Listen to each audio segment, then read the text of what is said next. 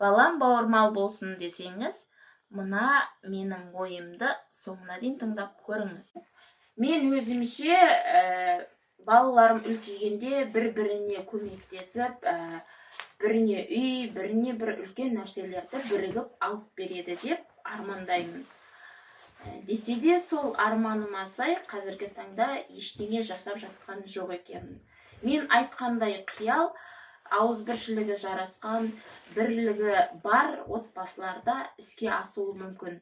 Десе де мен қазір балаларым ауызбіршілікті болуы үшін ештеңе жасап жатқан жоқ екенмін. Мұндай ой Әке Таймс кітабын оқығаннан кейін келді. Қазіргі таңда мен балаларыма дастарханда жеке-жеке ыдысқа тамақ салып беремін. Алма, жеміс, жидек, банан болса әрқайсысына жеке-жеке беремін. Тәттілерді де жеке-жеке беремін. Қарап тұрсам, балаларым қазір тек маған деген түсінікпен өсіп келе жатыр екен.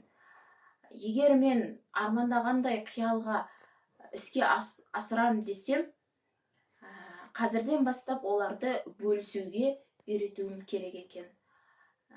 Ұсақ-түйек заттарды бөлісіп үйренбеген бала ертең үлкейгенде үлкен дүниелерді бір-бірімен бөлісе алады ма деген ой мені қатты мазалады. Өмірді қайта бастауға болмайды, десе де қатені түзетіп жалғастыруға болады. Сөйттім де өзім үйдегі өзгерісті бастап кеттім. Сіздің отбасыңызда қалай? Ойыңызды білдіріп комментарийге жазып кетіңіз.